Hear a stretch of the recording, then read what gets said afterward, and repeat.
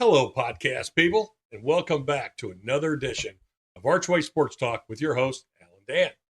Hope everyone had a great week and enjoyed the home run contest with our own Jordan Walker, winning the contest in amazing fashion over the Phillies' Kyle Schwarber, who was a favorite in his own hometown.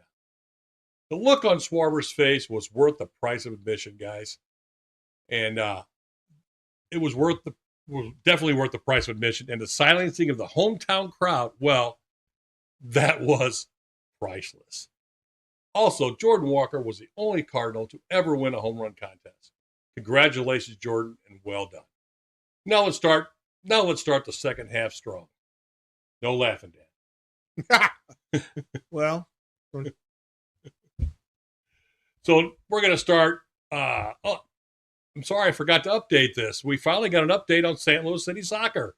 They're back on the field. They are? They're actually, yeah, Dan, they are actually playing soccer after the World Cup break. Who knew? I almost forgot about them. I'm sorry about that, guys. I'm going to update their scores, their score.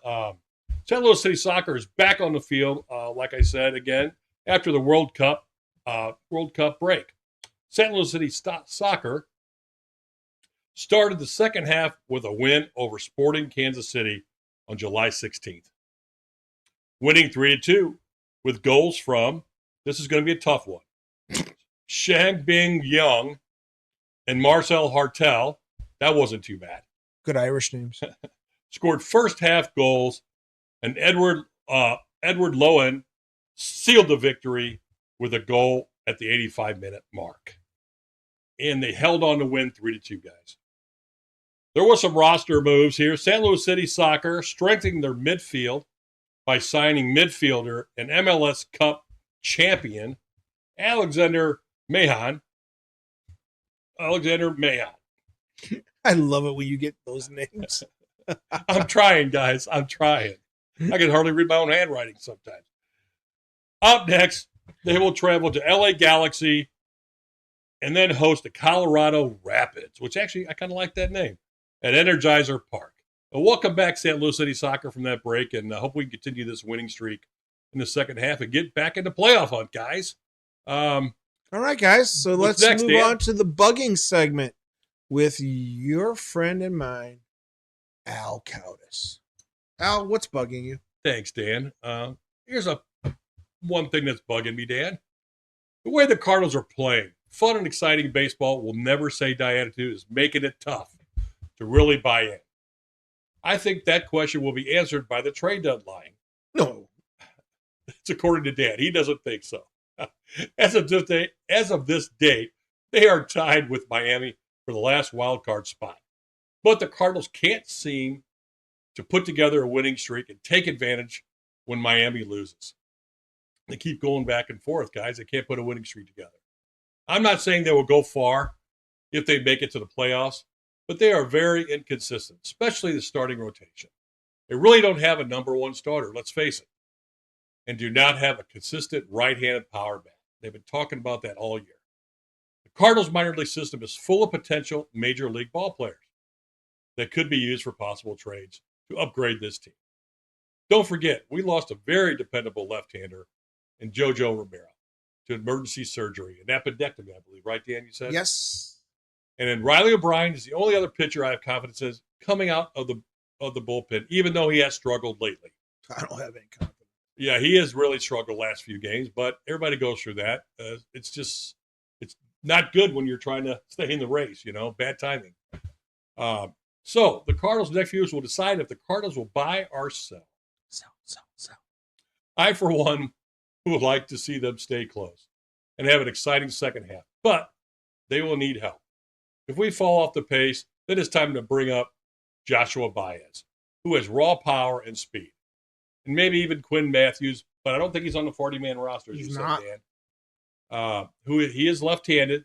You don't want to add him if you're going to have a work stoppage. This is true. Good call. And left-handed starter is a left-handed starter and has major league ability. But to be fair, he has struggled also. Leonardo Bernal, who is strong defensively, he may be a year away, though. And when Dan talked about him a few times in past podcasts, the future may be closer than they think, though. depending on what the Cardinals do in the upcoming weeks, guys. So we'll just bunker down and see if they can hold on the next 2 weeks and stay close. Quite honestly, what do you think, Dan? I don't think they're going to really do much of anything. You might see some minor deals here and there, but I don't think the guys that you thought were going to get traded, obviously Romero's not going anywhere because he may not be back until after the season is already done. And then he's a free agent. So you lost out on that. So you think he'll be out the rest of the season? To do that surgery, huh? Well, let's look at it this way. He had surgery. To be fully healed so that you can start a throwing program. Right. That's several weeks. 2-3 weeks. Right. Then you got to get your arm back in condition. You got to get your legs back in condition. When you don't do all these things, atrophy starts to set in. I don't see where he's going to be back before the end of the year. So does that make it more important maybe to put I can't even remember his name, Liberatore back in the bullpen to replace who are you going to put on the mound? Oh, who you can't do any worse than him. Well, who are you going to bring up? I'm just saying. I don't know. Here's the question: if you do that, and that's fine. I don't have a problem with that. But you got to have somebody to step in the rotation, right? Right. Who is that guy? Is it Dobbins? Who knows? I think I've told you, everyone, Dobbins has not pitched well down in the minors. No. So who do you replace him then? That's the question, right? Exactly. But he continues to struggle. Are you going to trade May? Who wants him? No. Not after he's been pitching, after the way he's been pitching his last 4 or 5 outings, who wants him? No. He may have to sign for less with the Cardinals. just to have a job. I mean, I'm sure he'll get offers. So if he'll get offers. Let's say they don't trade him. Let's say the Cardinals don't want him back. Well, he has that option where if he decides to say he wants to exercise that option and play for the Cardinals, well, they don't have a choice. It's $20 million. Okay, is he worth $20 million? That's the way he's pitching. Not at this point. But what are you going to do? You signed him to that contract like that. Maybe he can work himself where you can trade him at this time next year. I don't know. Well, maybe he can make some adjustments. I mean, that's what they're supposed to do, right? Yeah. Are you going to trade Nootbaar? That's a possibility, but the way it's looking. And his 262 average? Where's he going? Who wants him? Yeah. Everybody's got those guys. Yeah. My point is all the guys we want to get rid of, nobody else wants. You're stuck with them. Yeah. That's true, Dan. That's true. Good point. What do you got up next? We got Cardinals Corner, Dan. Yeah. What you got for us? So on Thursday the 16th, the Cardinals had a busy day reshaping their minor league teams. They announced 2 promotions, 1 demotion, 1 release, and an opt-out. Promoted was outfielder Chase Davis from the Florida Coast League Rehab and AA to AAA Memphis. He probably would have been at AAA by now. He was having a really good start to the AA season, and he's a former first-round draft pick. People forget that. He's just struggled, much like Baez did his first few years. So he's finally at AAA, and he's doing all right. It'll take time, an adjustment. That sounds vaguely familiar. Didn't I call that before? You did, Dan. You did. Not to toot your own horn, but yes, you did. If anybody's listening, my name is Nostradamus. Everybody hear that? Nostradamus. In addition, infielder Brody Moore was also promoted to AAA. I've talked about him also. Starting pitcher Brant Thompson was sent down to AA. Now, Thompson, some of it was a numbers game because of promoting other pitchers and players up. you have to send somebody down. Yep. So it became a numbers game, and plus it made it easy that Thompson hadn't really been pitching all that great. Also, outfielder Matt Koperniak was released. Finally? Wow. Finally. For the third or fourth time, maybe? We'll see. We'll see if he's like Jared Schuster, the proverbial bad penny, keep returning. Yep. Can't get rid of him. Also, as we talked about before, relief pitcher Jojo Romero was placed on the 15-day IL with appendicitis. Corresponding move was the promotion of relief pitcher Scott You Blew It and catcher Yohel Pozo being designated for assignment. How do you have a name like Blew It and become a pitcher? A relief pitcher. A relief pitcher. That makes it too easy. Way too easy. Isn't Blew It. Isn't that an oxymoron? Oh. I'd be changing my last name. It's some kind of moron. It's some kind of moron, but wow. They also Blew It. He blew another save. Blew it again. Makes it too easy. But. They also announced that starting pitcher Bruce Zimmerman had declined his reassignment to AAA and chose free agency. Sayonara, see ya. Yeah. That's all I got. That's all I got on him. That's all I got on him. That's all I got on him. On Friday the 17th, the Cardinals resumed their season by going to the desert to play the Arizona Diamondbacks. Starting pitcher Michael McGreevy was once again solid, going 6 1/3 innings pitched on 94 pitches while not figuring in the decision. He gave up 6 hits, 1 earned run, walked 1, and struck out 5. All-star relief pitcher Riley O'Brien, fresh off his one-hitter. See what I did there? Yes. Came in the 9th to lock down the Cardinals win 5-4.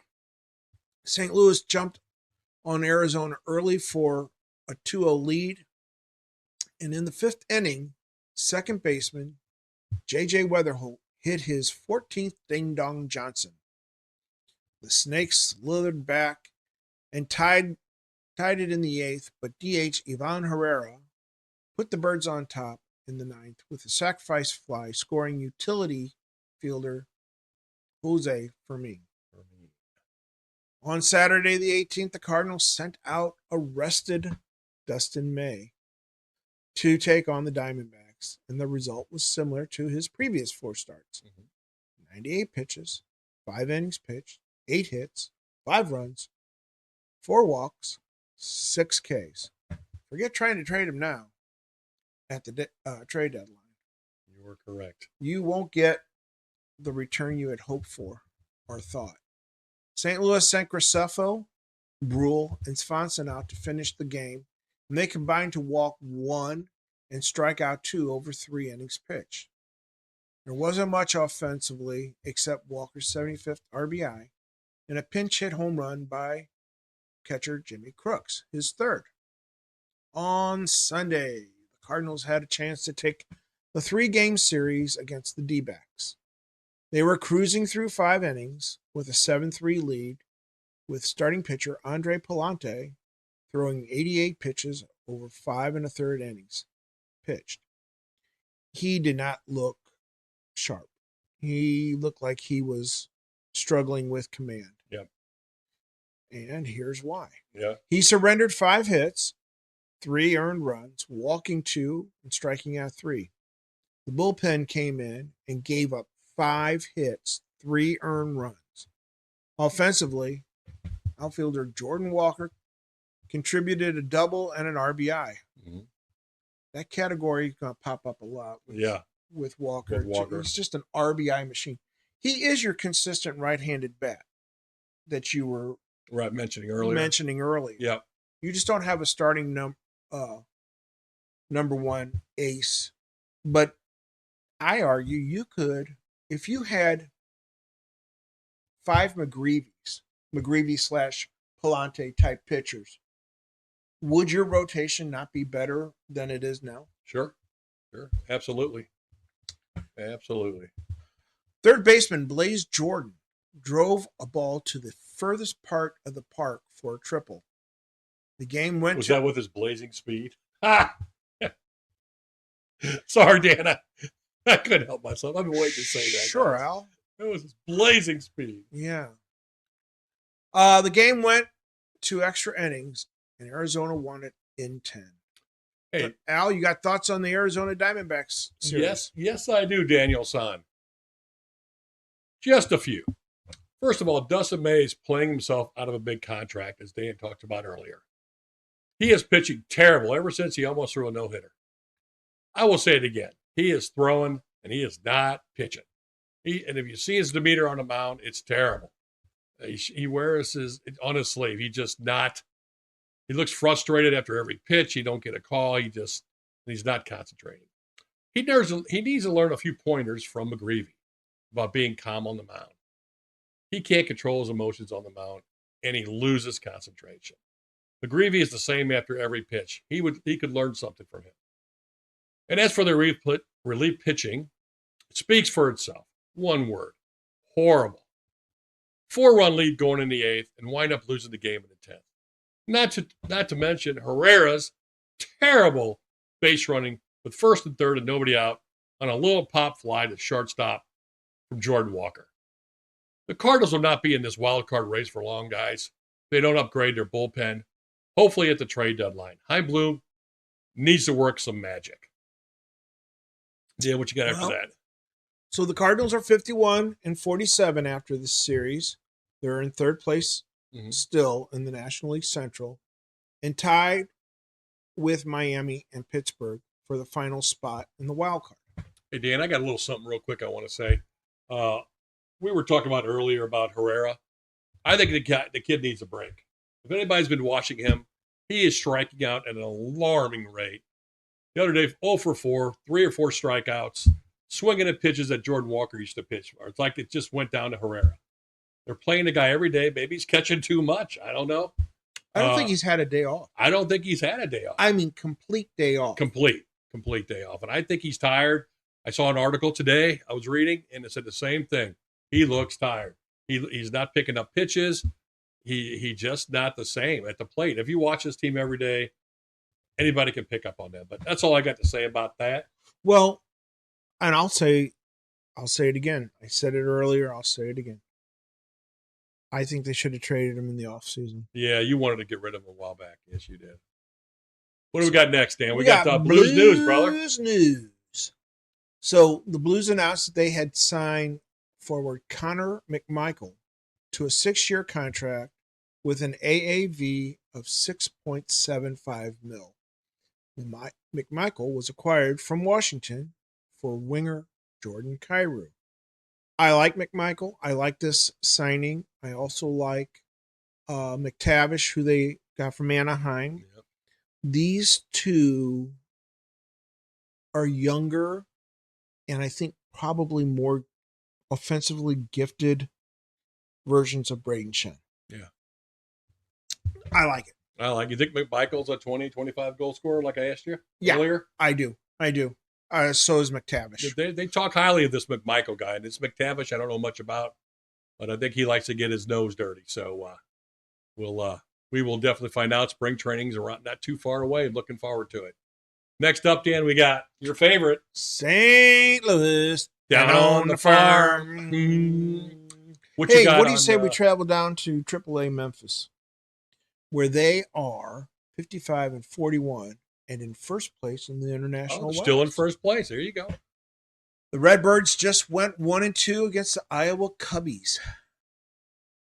Starting pitcher Quinn Matthews was the only starter to go 6 or more in the short week. Stop right there. Did you collaborate just say and listen? Collaborate and listen. Wow. He actually went 6 innings, Dan. He's actually been going. Hold on, I got to see that again. He's been going deeper into games lately. He needs to. He's really turned the corner on this. I hope so. Good for him. Now you're not going to bring him up because he's not on the 40-man. Correct. And That's if there's a work stoppage, yep, you don't want to stunt his development. Slowly lowering his ERA to a more respectable 3.39. Yeah, not bad. Not bad. Catcher Leonardo Bernal hit 375 this past weekend, raising his average to 269 and his OPS to 806. Now, if you would like, we could travel down to Springfield Mo, where the Double-A Cardinals are 44 and 45. We're a little road trip here, huh? We're taking a road A trip. little road trip. Next AAA Springfield, or Double-A Springfield, sorry. Yeah, they're in third place in the Texas North. Mm-hmm. Cardinals went 1-2 versus your favorite team, Al, the Amarillo Sod Poodles of the Diamondbacks organization. I got nothing. Amarillo Sod Poodle. Wow. Springfield starting pitching had a rough series, going 5 and 2 innings pitched combined. Yikes. Catcher Reynel Rodriguez was the Cardinals' big hitter, going 6 for 12, hitting .500 on the weekend, and raised his average on the season to 277 and his OPS to 839. He is the bat is finally catching up to Double-A pitching. I think he'll stay at Double-A the rest of this year, and he may start next year at Double-A and then get moved up to Triple-A. How old is he? He's young. He's still like, he's 21? I don't even think he's that. I think he's only 19. Wow. So we're looking at least a couple more years. Well, you think so let's say what happens is what I just said. Mm-hmm. He starts the season in Double-A, finishes the season in Triple-A, and that's in 27, and then maybe half a year, maybe a full year in 28, and then he's with the Cardinals in 29. At the very latest. It sounds like a plan. Yeah, it sounds like a plan. They got I can't even say the word. They have plenty of catchers. Oh, they have a plethora. Thanks, Dan. I was trying to say that word. A plethora. There it is. So word of the day. Now we're going back over to Illinois. We're going to Illinois, Peoria. Yeah, we're going to go see the Peoria Chiefs. They're 41 and 48 in fifth place in the Midwest. The Chiefs went 1-2 versus South Bend Cubs. Listen to this name, guys. Have fun, Dan. Well, this is not a bad name. And not too bad, but just the name itself is different. Starting pitcher, Yorker Ferraro, who we got from Boston in one of those deals, was the only pitcher worth mentioning, as he gave the Chiefs their only win by giving them 5 innings pitched on 74 pitches. He gave up 4 hits and 3 earned runs and was a +9 in the strikeout to walk ratio. Struck out 10 guys. Not too bad. Not too bad. A lot of pitches, though, don't you think? It is. When you could throw 10 pitches and get 10 outs as opposed to 10, striking out 10. Striking out 10. I mean, that's impressive, though. 10 strikeouts.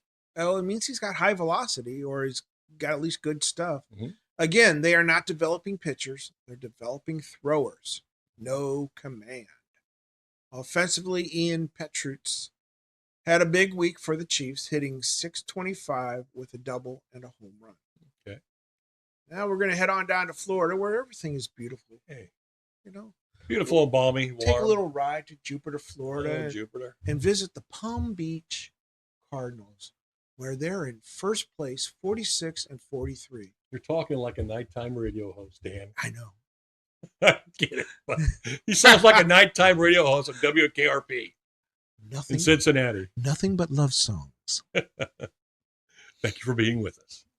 The Cardinals went 1-2 at Port St. Lucie, a Mets organization.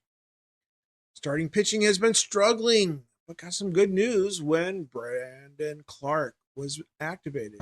We got him in one of those Boston trades also. Right. He's been hurt. Guy's had a lot of injuries lately, but hopefully that's all behind him. We'll see. We'll see. Infielder, outfielder Ryan Mitchell had the best 3-game series after the break by hitting .429, but has struggled at the plate this year. So Now, I'm going to update you a little bit on the 26 MLB draft class. I got you. Cardinals have signed 10 of their 23 draft picks so far, including first-round pick Trevor Condon. He's an outfielder. He's 5'11", 178 pounds. Throws left, bats left. He signed for just over $5 million, and he was 440,000 below slot. So he wanted to be a Cardinal. In the collective balance, a round with the 32nd pick, the Cardinals took Tennessee pitcher Tegan Kuhns. Yes, they took another Tennessee pitcher. Is it Tennessee Trojans, too? No, it's Tennessee Volunteers. Volunteers. Trojans are South USC Football, right? Well, football? whatever sport they're playing. Whatever that is. Sorry, he's a right-handed pitcher. But he's another guy from Tennessee. Put it that way. Yeah. So now we got three. He's 6'3" and 189 pounds, and he signed for just over $3 million at full slot value. In the collective balance B round, with the 68 pick, Andrew Williamson, an outfielder. He's 6 foot, 195 pounds. Again, bats left, throws left. What happened to the right-handed guy? I don't know, man. They don't like him. They keep wanting him and saying they need him, but they don't draft any. No. Signed for $1,285,000. Still in the collective balance B round with the 72nd pick, the Cardinals took Dawson Montesa, a right-handed pitcher. He's 6'1" and 185 pounds, and he signed for $1,174,300, which was recommended slot. Dan, the money these guys are getting, just not even. That's just signing bonus. That's just signing. I know. That's just the signing bonus. It's not don't salary. The salary is not much of anything. So basically, this is what they just signed for. Yeah, they just signed. This is like here's a contract. You're gonna play 6 years for whatever the amount is for a player at that level. Sure. Let's say it's $500,000, okay, a year. I don't know. But here, we're going to give you a little something extra just for signing the contract. Just to sign a contract. Here's $1 million plus. Just so you don't go to college and you want to play with us, which is hypocritical of what Major League Baseball is wanting them to do. They're wanting them to go to college and not sign out of high school. Right. Yeah, that is a little hypocritical, isn't it? Wow. Thanks for clearing that up, Dana. So guess what, Al? We have... I'm special. Oh, my God. It's time again. So special. Yeah. I got to have some of your attention. Give it to me. Thanks for that rendition, Dan. Stirring rendition of Give It to Me. It moves the soul. I think our audience just waits for this segment just to hear your voice. They just can't wait to hear Dan. They wait for it to be over. To sing. They're counting the seconds. This week's special feature, guys, is going to be on one of the best players I think the Cardinals have ever had. And you know him well. I'm going to talk a little bit about Albert Pujols. Probably, and once, like I said, one of the best players in the Cardinal history. Alongside Stan the Man, usual, and Bob Gibson. Just to name a few, and there are a lot more. Oh, I would think if you did a Mount Rushmore of Cardinals players, those three would most definitely be at least minimum. Like I said, there is a lot more. And I mean, it's not even subjective. Everybody would have those three on there. Now that fourth one, it could be. I guess that's up for interpretation. Sure. You ask. Sure. Definitely those three. Oh, definitely. Definitely those three. I mean, you can make an argument for Yachty. Yeah. Yep. That's true. That could be their 4 right there. Can we add another one after that, maybe? No, because there's only 4 Just on the mount. 4 on the mount, right? I'm going to start out with Pujols' humble beginning. He was drafted in the 13th round, guys, 402nd overall in the 99 MLB draft. Who would have known they had found one of the greatest right-handed hitters in baseball history?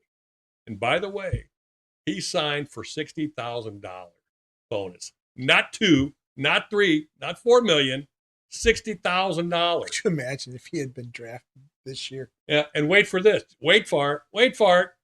This was a raise from the original Cardinals offer, and that's when Pujols signed for $60K.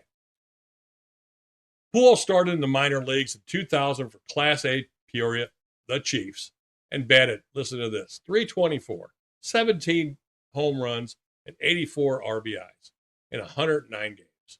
He was quickly promoted to High Potomac, and he was quickly promoted to AAA Memphis before the season ended. He was named Minor League Player of the Year and helped Memphis to win the Pacific Coast League Championship. And he also had MVP honors. Not a bad way, Dan, to start out your career. Next step for Pujols, he was invited to Major League Spring Training in 2001 and quickly impressed manager Tony La Russa with his bat and his ability to play different positions. Injuries on the big league roster opened the door for Albert and the Cardinals. And then the Cardinals decided to keep him on the opening day roster.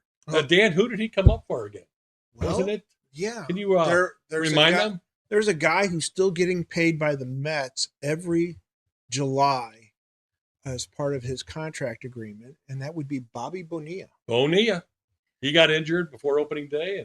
Yes, before opening day. La Russa said, don't head on down. Just stay right here. We're not sure what's going on with Bonilla. We'll know something more by opening day. Mm-hmm. And sure enough, Bonilla went on the injured list, or whatever they called it back then. And it begins. And the rest is history. The rest is history. Good call, La Russa. Good job on that one. Here are just a few stats from his rookie season. He actually was a shortstop. He was playing shortstop. Yeah. Dan, I need you to move that up a little bit for me. No, I don't want to.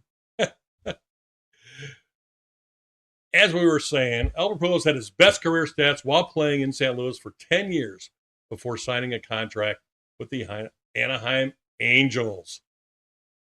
Best 10 years of baseball in St. Louis, no doubt, guys. No doubt. And the worst 10 years in Anaheim. Yes. Yeah, he left the best behind because he was in his mid-30s, and that's what you usually call their downhill. That's the decline. Yep, after 30. Once you get into that 33, 34 range, mm-hmm. you start seeing the decline. And a lot of times, sometimes decline is gradual. Mm-hmm. Other times it's sharp, i.e. Arenado. I got you. Thanks, Dan. In closing, here are some career highlights with the Cardinals. He was a 3-time MVP in 05, 08, and 09. 2-time World Series championships, 06 and 2011, guys. 10-time All-Star. Pujols returned to St. Louis in 2022, and he did reach 700 home run milestone, that season, and retired as a Cardinal, as it should be. Guys, I've been in St. Louis my whole life. I love baseball and football here in St. Louis. All 150 years? Oh, yeah, 150 years. Thanks, Dan. That's a shot, man. Thanks. And I've watched a lot of baseball here. He was a very humble player, and he played the game right and the right way. And in my eyes, he was the best I ever saw play the game. Dan, you want to finish up with your thoughts on Mr. Pujols? I just got one little story I'd like to share. I may have shared it before, but it's my favorite. It's worth repeating, and you got to listen to it real quick. So, the Cardinals were playing the Astros in the playoffs, and Pujols just hit a monstrous shot to win the game. And I think it went out of the ballpark, didn't it? It did. it was way out. Anyway, Houston's on the plane, heading back to St. Louis for the final game. Mm-hmm. And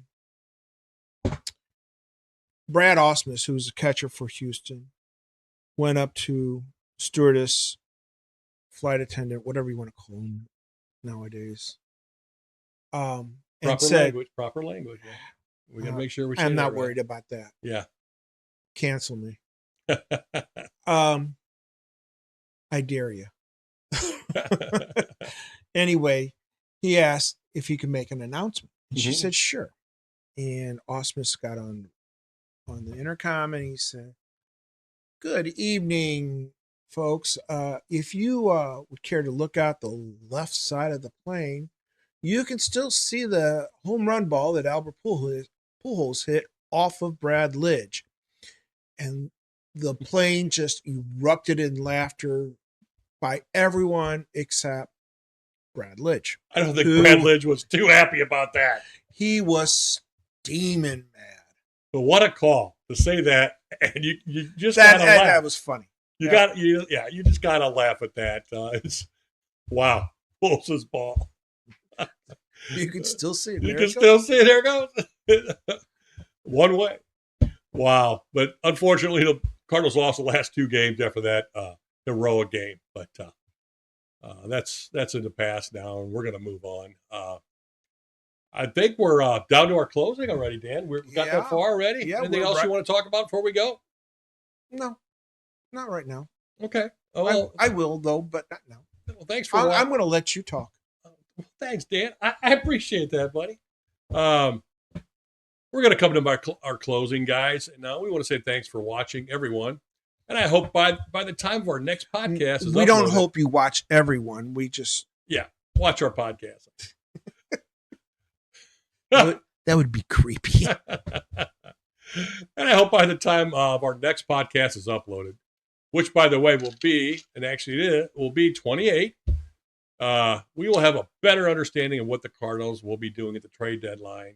We have no idea what's coming up on that. Nothing. And I mean, there's a lot of options. The way some of these guys have been pitching and playing, they're playing their way out of contracts. You know who they are. Can't talk about, if we're going to keep rebuilding and for the future, or we're going to be close in the playoff. I think the whole thing is to stay the course of what you had planned at the beginning of the season before you ever went to spring training, and that was stick to the plan, or to keep developing young players, purge the team of excessive contracts, and just because the Cardinals are playing the way they're playing now and are in the position they're in now, which after the All-Star break, believe it or not, their record was exactly the same this year as it was last year. Wow. Exactly. But you just got to stay the course. You got to see this through. You can't go, oh, well, we need to take on big contracts. Sure. No. You're going into a work stoppage. You don't want big contracts. You want to purge those. You don't want to be stuck with these long-term contracts, 7-8 year contracts, especially guys over 30, like we talked about before. And you don't want to be putting people on the 40-man roster that you have long-term hopes for. Because once you do that, now their development's going to get stunted if, and I think there will be, a work stoppage. Yeah, I think it's coming, and you have to wait and see on that, guys. I like to follow up by saying, please leave any comments or suggestions on our YouTube page or our email address at ArchwaySportsTalk@gmail.com. Also, I want to just reiterate, Dan will update any scores or breaking news during our podcast. And I just want to say thank you and have a safe week from both of us. And Dan, do you have anything for our closing? Closing, big guy? I do. And I want to thank subscriber Michelle. she made a comment. And in her comments, she asked several questions that I think we can help clarify. Some of the questions she just needed a better understanding. Some of it she just didn't know. But so I took those questions and I am addressing them for our next podcast.